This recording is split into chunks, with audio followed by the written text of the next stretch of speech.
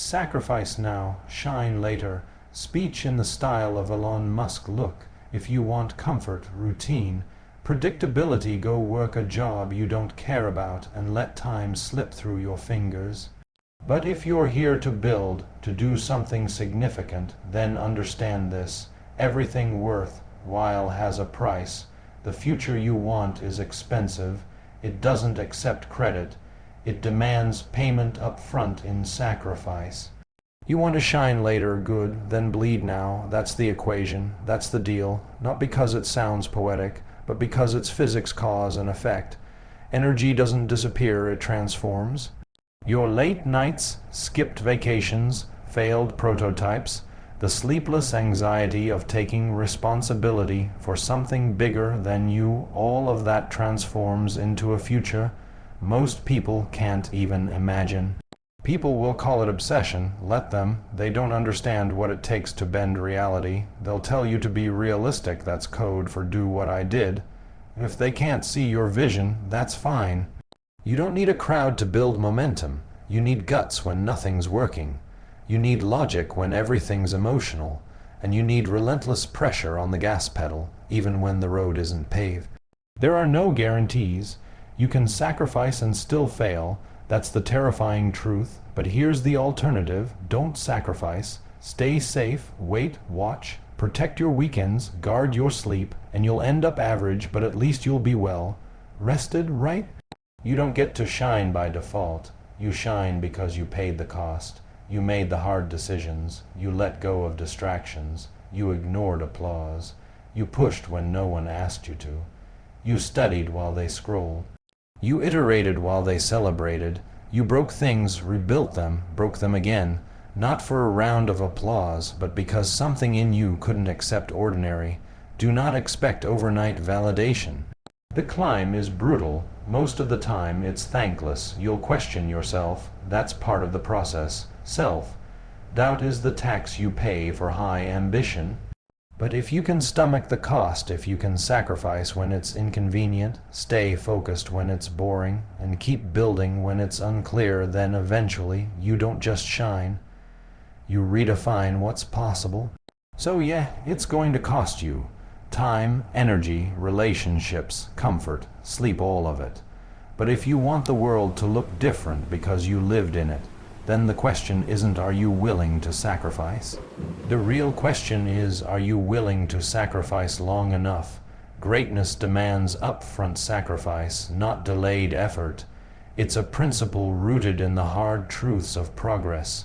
Too many people wait for the perfect moment, the ideal conditions, the guaranteed outcome before they act. They delay discomfort in hopes that the universe will align on their behalf. But reality doesn't work that way. The individuals who actually achieve greatness are the ones who understand that the price must be paid before the reward is ever seen. They make the decision to suffer now, to give more than is comfortable, to invest themselves into the unknown without any safety net. It's not glamorous. It's not cinematic. It's often repetitive, lonely, and misunderstood. But this is the work that separates those who dream from those who build. You don't negotiate with greatness. You don't get to skip steps. You don't get to choose comfort today and expect success tomorrow. The real builders, the doers, the outliers, they operate on a completely different frequency. While others look for shortcuts, they look for pressure points. They look for where the resistance is strongest, and that's where they apply themselves. They lean into the work, not away from it. They understand that every hour put in when no one's watching is compounding toward an outcome that may not arrive for years.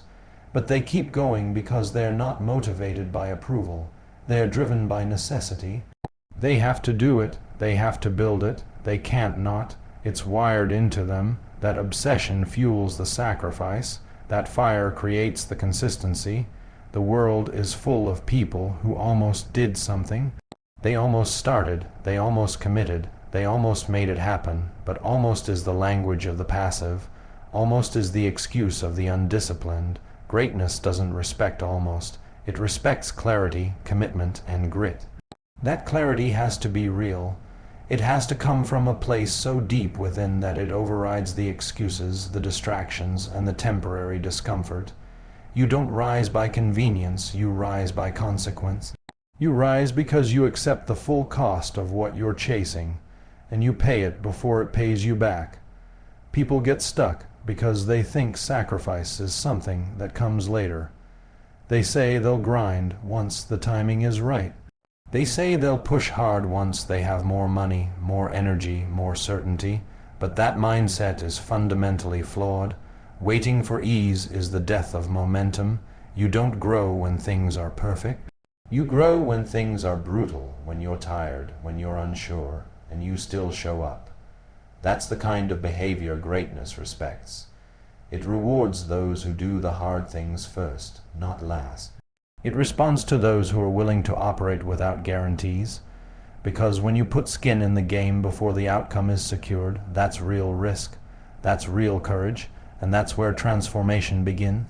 Every industry, every breakthrough, every meaningful impact comes from someone who said yes to sacrifice.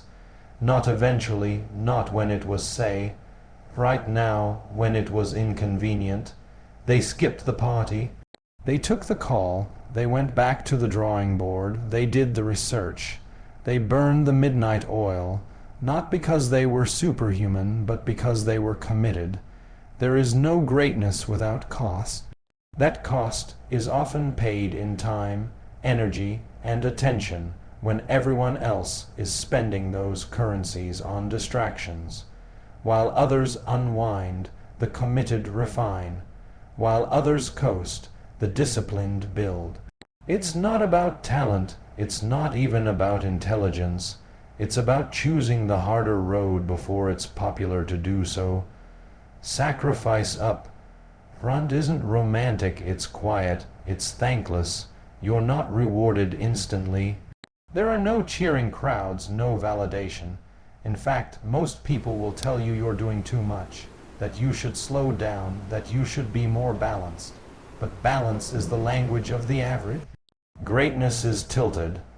Greatness is heavy on the side of obsession, focus, and purpose. It demands that you tip the scales and bet everything on the future you believe in. That doesn't happen with passive energy. It doesn't happen with part-time effort. It happens when you make the choice to go all in. When you decide that the discomfort of now is a worthy exchange for the freedom of later. We live in a world obsessed with speed and ease. Everything's optimized for convenience, but greatness isn't. Greatness is built on friction. It's forged in moments when you don't want to keep going, but you do. It's built in the spaces where most people quit. When others lower the bar, you raise it. When others say good enough, you demand more. Not because you enjoy suffering, but because you understand the math of ambition. You understand that what you put in now multiplies later. That your edge isn't found in your feelings. It's found in your refusal to compromise when things get hard. That's where separation happens. That's where the real elite start to pull away. You can have excuses or you can have progress, but not both. The people who get somewhere don't wait to feel like it. They act because they've made the decision. They've already committed, and now it's just execution. Sacrifice isn't something they dread. It's something they respect. It's the signal they're on the right path. It's the price they've agreed to pay, and with every cost, they're inching closer to something most people will never touch. Not because those people aren't capable, but because they weren't willing to pay the price early enough. They postponed effort, they postponed discipline, they postponed the pain, and by the time they were ready, opportunity had already moved on to someone who was. You don't negotiate with the future. You don't get to say, I'll do it when I'm ready, and expect the same reward. Time doesn't wait. The window doesn't stay open forever. If you want greatness, you move now. You sacrifice now. You don't wait for ideal. You build under pressure. You create under doubt. You grind under fatigue. That's what makes the outcome meaningful. That's what gives your work weight. That's what separates a life that moves people from a life that simply passes time. There's no shortcut to it. There's no workaround. There's only the deal: sacrifice now, shine later, pay now, rise later, bleed now, build later. That's the formula. That's the foundation. That's the path that turns ordinary effort into extraordinary legacy. Obsession is the price of building what others can't imagine. It isn't a personality flaw or a phase you grow out of. It's the engine that drives all disruptive creation. When you're obsessed, your brain doesn't shut off at 5 o'clock. You're not looking at the clock, waiting for the day to end so you can unplug. You are plugged in all the time, not because someone is making you, but because you can't stop thinking about what you're trying to solve, what you're trying to build, what you're trying to bring into existence. Obsession is misunderstood because most people operate on balance, moderation, comfort. But nothing extraordinary was ever built by someone who prioritized balance over intensity. Obsession is the fuel required to push something from impossible to inevitable. It starts with a vision, something most people don't see, and that's where the isolation begins. You look at a broken system, a flawed industry, a problem no one is fixing, and you can't help but see what could be. Not what is, but what should be. That vision begins to haunt you. It interrupts your sleep. It interferes with your conversations. It shows up in the quiet moments, demanding your attention. That's the spark of obsession. Most people ignore it. They rationalize. They suppress it. They convince themselves it's not practical. But the people who actually move the world forward are the ones who lean into it. They embrace the irrational pull and let it consume them. Obsession pulls you into deep work. It makes you hungry for answers, for solutions, for iterations. You can't turn it off because it isn't a job, it's a calling. It becomes the lens through which you see the world. Every frustration becomes fuel. Every delay becomes data. Every rejection becomes refinement. You're not chasing applause. You're chasing clarity. You're chasing breakthrough. You're chasing that moment where all the sacrifice, all the pain, all the intensity finally converge into something real, something tangible, something undeniable to most people. Obsession looks unhealthy, and maybe it is. By their standards, they think in terms of weekends and vacations. They're focused on work, life balance, not legacy. But if you're here to build something that doesn't yet exist, that mindset won't get you far. Because the road is filled with ambiguity, setbacks, and resistance. And if you're not obsessed, you'll quit, you'll rationalize, you'll compromise, you'll say maybe later, until your window closes. Obsession is what keeps you going when logic says stop. When everything is falling apart, obsession keeps your hands on the controls. When no one believes in the mission, obsession keeps you locked in. This isn't about being reckless. It's about being relentless. Obsession doesn't mean you ignore your health or sabotage your relationships. It means you filter your energy, your focus, your decisions through one central mission. You become intentional with every minute, every conversation, every decision. You remove what's unnecessary. You don't chase distractions. You don't indulge excuses. You don't care what's trending. You care about what's true, what's useful, what gets the needle moving, and because of that, your pace accelerates while others stall. Your growth compounds while others stagnate. Your results scale while others plateau. People will try to talk you out of obsession. They'll tell you to slow down. They'll tell you to be more realistic. But realism is the ceiling of imagination. It's the death of progress. The people who changed history didn't listen to the crowd. They followed the signal, the fire, the pull, and that pull demands sacrifice. It demands rejection. It demands that you become okay with being misunderstood, Obsession isolates, but it also sharpens. You lose social approval, but you gain self-trust. You lose small talk, but you gain clarity. You lose comfort, but you gain impact. That's the trade, and the obsessed are the only ones willing to make it. Obsession creates precision. You start seeing details others miss. You start asking questions others don't think to ask. You find patterns others overlook.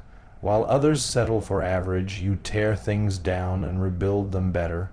You question assumptions, you rethink systems, you challenge the norm, and it's not because you're trying to prove something. It's because you're obsessed with making it better. That obsession is what turns raw effort into real innovation. That obsession is what separates competitors from category creators. The process isn't linear. There are going to be moments of doubt, exhaustion, frustration. But obsession gives you a reason to endure. It gives you a reason to keep testing, keep pushing, keep grinding. When most people are looking for a reason to stop, you're looking for the next edge, the next lever, the next iteration.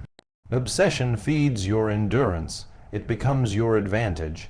It makes you more dangerous, not because you have more talent, but because you have more fire, and fire can melt resistance. Fire can break through barriers. Fire can make the impossible bend. There's a massive difference between interest and obsession. Interest is casual. Interest is polite. Interest fades when results don't come fast enough. Obsession doesn't fade. It intensifies, it sharpens when you're tested, it grows when things go wrong, it adapts, it evolves, it stays alive even when everything else is falling apart. That kind of mindset changes outcomes. It doesn't rely on motivation, it relies on mission. It doesn't look for applause, it looks for progress. It doesn't wait for the world to agree. It moves forward until the world has no choice but to take notice. Obsession isn't for everyone. And that's the point. If it were common, so would be the results. But obsession is rare because it demands full commitment. It demands that you don't dabble, you dive in, you burn the boats, you delete the exit strategy. You give everything and expect nothing back for a long time. And you do it not because you're guaranteed to win, but because you know deep down that not trying would haunt you more than failure ever could. You don't schedule obsession. You live it, you breathe it, you let it shape your actions, you let it filter your environment, you build a life around it, not a weekend hobby, and over time, the obsession becomes identity. It becomes the reason you say no to distraction. It becomes the reason you wake up when others hit snooze. It becomes the reason you keep building when the outside world has no idea what you're working toward. And that's fine, because obsession doesn't need validation. It needs execution. Obsession is the currency of creation. It's the one trait that turns vision into reality. It's not the loudest voice or the fanciest resume that wins. It's the one who refuses to let go. The one who won't stop thinking about the problem, the one who keeps sketching, building, testing, refining, the one who shows up when the applause is gone, the one who finds energy in the void, the one who doesn't just want the result, they need it. Because in their mind, the world isn't complete until it exists. And that kind of urgency, that kind of focus, that kind of fire is what rewrites the rules and builds the future. Comfort kills momentum. Pressure builds innovation. The instinct to avoid pain, to resist friction, to lean into what's familiar. It feels safe, but it's a trap. Comfort lulls you into complacency. It slows your thinking, dulls your edge, and numbs your hunger. The more comfortable you become, the less urgency you feel. The less urgency you feel, the slower your progress, and the slower your progress, the faster your ambition dies. Comfort becomes a slow, moving poison, and most people never realize it until it's too late. They start compromising a little here, settling a little there, justifying missed opportunities with excuses wrapped in logic. Eventually, they forget what it even felt like to chase something that mattered. But pressure, that's where things get real. Pressure is raw, uncomfortable, and unpredictable. But it's also where your mind sharpens. It's where your instincts activate. It's where creativity is forced to evolve because the environment doesn't give you a choice. Pressure creates tension, and tension forces growth. When the stakes are high and the margin for error is thin, that's when you see what you're truly made of. That's when you're forced to get resourceful, to think differently, to solve in ways you never would have considered if things were easy. People want the breakthrough without the breakdown. They want progress without pressure. But there's no innovation in a vacuum. The biggest leaps, whether in technology, art, business, or personal development, didn't happen in times of peace and ease. They happened under constraint, under urgency, under fire. The idea that comfort leads to creativity is a myth. True creativity, true problem solving, emerges when your back is against the wall, when resources are limited, when expectations are high and time is short. That's where you find out what's possible. That's where you start reaching beyond your habits, beyond your routines, into something more instinctive, more primal, more driven by necessity than routine. The challenge is most people run from pressure. They associate it with risk and discomfort, and they interpret those feelings as signals to stop. But pressure isn't the enemy. Pressure is feedback. Pressure is information. It's your environment's way of saying, this matters now. And when you stop avoiding it and start embracing it, you develop resilience. You start recognizing patterns. You begin solving problems faster, cleaner, better, and more importantly, you begin to trust yourself in chaos, and that kind of confidence becomes a weapon. It allows you to act decisively when others freeze. It allows you to lead when others wait. It gives you momentum when others are still preparing. There is a false belief that you need everything in order before you start. That you need ideal conditions, perfect clarity, abundant time, but those conditions never arrive, and the people who wait for them are the ones still waiting years from now. Pressure doesn't wait for readiness. It demands action. It reveals whether your belief is real or just convenient. It separates those who want to feel good from those who want to get better. The paradox is that the more pressure you face, the more capacity you build. You adapt. You learn to operate with clarity under chaos. You learn to execute with limited resources. You learn to build momentum when others are still analyzing. That capacity becomes your competitive edge. Comfort doesn't teach you that. Comfort teaches you to coast. Comfort teaches you to protect what you have, not to reach for what you could create. It keeps you in the same conversations, the same routines, the same mindset. It gives you the illusion of progress while silently killing your urgency. The longer you stay comfortable, the harder it becomes to reawaken that part of you that's wired to build, because that part of you, your builder's mind, your creative engine, it feeds on friction. It feeds on the hard questions, the big stakes, the moments where everything could fall apart unless you step up. There's a reason the most innovative people are often the ones who put themselves in uncomfortable situations. They embrace constraint. They take on responsibility they're not fully ready for. They start projects they don't fully understand, not because they want to fail, but because they know that pressure will force their growth. They know that when comfort is gone, there's nowhere to hide. They have to become better. They have to evolve. And in that evolution, they discover new layers of capacity, new insights, new skills that were dormant while they were playing it safe. This doesn't mean you burn out or throw yourself into chaos mindlessly. It means you stop waiting for easy. It means you start designing your environment to challenge you, to push you, to require more of you. You raise your standards. You shorten your deadlines. You take on more ownership. You remove the excuses and create a system where action is the default, not procrastination. You build pressure into your habits, not the kind that crushes you, but the kind that shapes you. You begin to understand that pressure is a mirror. It reflects the gap between your potential and your performance. If it makes you uncomfortable, that's good. That discomfort is data. It's showing you what needs work. It's showing you where you've been hiding. And instead of backing away, you lean in, you ask better questions, you get curious, you start iterating, because you know that every great outcome was born from a moment of pressure that could have gone either way. And the only reason it went in your favor is because you refused to let pressure break you.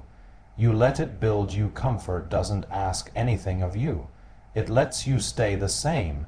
It makes sure you don't grow too fast.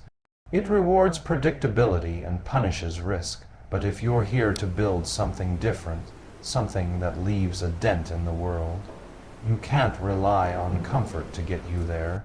You need to create your own tension. You need to manufacture your own urgency. You need to operate as if the outcome depends entirely on what you do today. Because it does. Pressure forces you to treat time with respect. It reminds you that every hour wasted in comfort is an hour stolen from the future you're trying to create. The sooner you stop fearing pressure and start seeking it, the faster you grow. The sooner you stop chasing comfort and start chasing improvement, the faster you separate yourself. Every level you want to reach is protected by a layer of pressure most people aren't willing to face. You get to that level not by being the most talented or the most connected, but by being the most consistent under stress. You show up when it's inconvenient. You execute when it's messy. You adapt when things break. You keep going when things aren't clear. You stay in motion when others hesitate, and the longer you live that way, the more normal pressure feels. It becomes part of your operating system. It becomes part of your advantage. While others are waiting for the fog to lift, you're already moving through it. While they're stuck trying to predict outcomes, you're making them. That's the difference pressure creates. It doesn't just test you. It transforms you, and that transformation isn't temporary. It rewires how you think, how you move, how you lead. It becomes a permanent upgrade, earned by choosing to embrace the exact force most people spend their whole lives avoiding. Shine is earned through disciplined, relentless execution. Not through talk, not through talent alone, not through occasional bursts of motivation. It comes from the kind of consistency that doesn't flinch when things get hard, the kind of precision that keeps moving forward when others are pausing to complain, and the kind of discipline that silences every excuse before it even finishes forming. Execution is the difference between potential and results, between ideas and impact, between dreaming and delivering.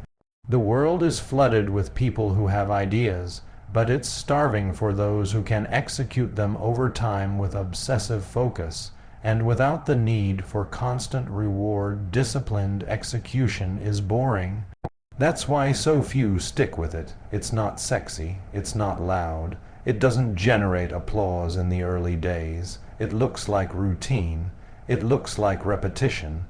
It looks like doing the unglamorous tasks long after the novelty has worn off. It's writing when you don't feel like it. It's fixing what broke even when you're exhausted. It's waking up early to iterate and staying up late to refine. It's holding yourself to a standard that no one else even knows about. It's making decisions based on what works, not what feels good. Discipline is the internal command to follow through when no one's watching, no one's clapping, and no one's coming to rescue you from the grind. There's a myth that greatness comes from break, through moments, flashes of genius, sudden strokes of brilliance. But the shine people see on the surface is a reflection of years buried in the shadows of silent execution. The shine is the byproduct, not the strategy. The strategy is the work, the repeated, boring, disciplined work. Not sometimes, not when it's convenient, but all the time, especially when it's not. Because in those moments when you feel like slacking, when you feel like stepping back, when you feel like skipping one more rep, that's when identity is forged. That's when you either become the person who does the thing, or the person who almost did relentless execution. Means you don't wait for conditions to be perfect. You start where you are with what you have and you build. You don't pause because the timing isn't ideal. You don't get distracted by feedback from people who have never built anything. You take the feedback from reality, from results, from numbers, from movement, from friction. You adjust not because you're unsure, but because you're obsessed with making it better. You keep executing because it's not about proving yourself anymore, it's about honoring the vision. It's about respecting the mission. It's about living in alignment with the future you've already decided you're going to build. Discipline doesn't care how you feel. Discipline cares what you do. Emotions fluctuate, energy dips, life gets chaotic. But discipline stabilizes the process. It anchors you when motivation disappears. It guides your focus when your mind starts to wander. It keeps your feet moving when your confidence starts to waver. Execution is not about inspiration. It's about precision. It's about systems. It's about habits that don't depend on moods. It's about understanding what moves the needle and doing that daily without needing a new reason to keep going. Shine is deceptive because people only see the result. They see the product, the performance, the polished image. They see the speech, not the sleepless nights of writing it. They see the product launch, not the hundreds of hours spent debugging. They see the fit body, not the early morning runs in the cold.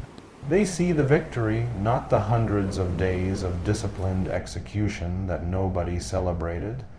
And because they only see the shine, they think that's where it starts. They chase visibility before mastery. They chase attention before substance. But if you want shine that lasts, shine that matters, shine that means something, you earn it through process, not popularity. Relentlessness doesn't mean burnout.